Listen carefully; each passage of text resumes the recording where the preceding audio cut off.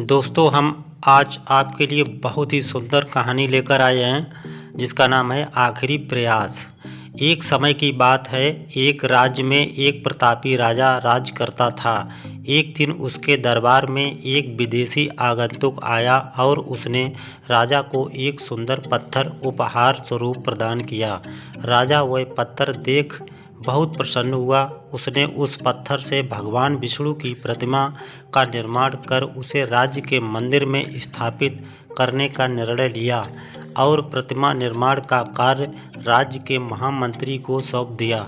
महामंत्री गांव के सर्वश्रेष्ठ मूर्तिकार के पास गया और उसे वह पत्थर देते हुए बोला, महाराज, मंदिर में भगवान विष्णु की प्रतिमा स्थापित करना चाहते हैं। 7 दिवस के भीतर इस पत्थर से भगवान विष्णु की प्रतिमा तैयार कर राजमहल पहुंचा देना।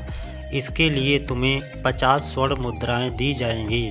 50 स्वर्ण मुद्राओं की बात सुनकर मूर्तिकार खुश हो गया और महामंत्री के जाने के उपरांत प्रतिमा का निर्माण कार्य प्रारंभ करने के उद्देश्य से अपने औजार निकाल लिए। अपने औजार में से उसने एक हथौड़ा लिया और पत्थर तोड़ने के लिए उस पर हथौड़े से वार करने लगा, किंतु पत्थर जस का तस रहा।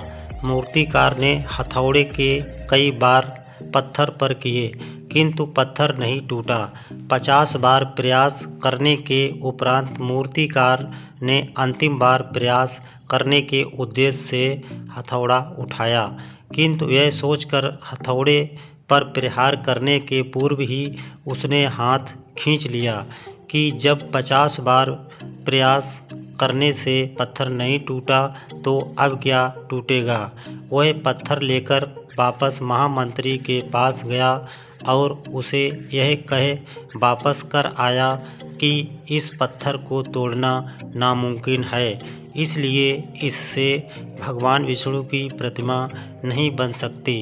महामंत्री को राजा का आदेश हर स्थिति में पूर्ण करना था, इसलिए उसने भगवान विष्णु की प्रतिमा निर्मित करने का कार्य गांव के एक साधारण से मूर्तिकार को सौंप दिया।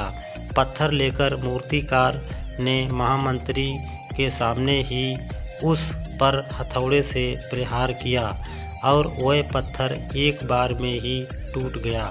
पत्थर टूटने के बाद मूर्तिकार प्रतिमा बनाने में जुट गया।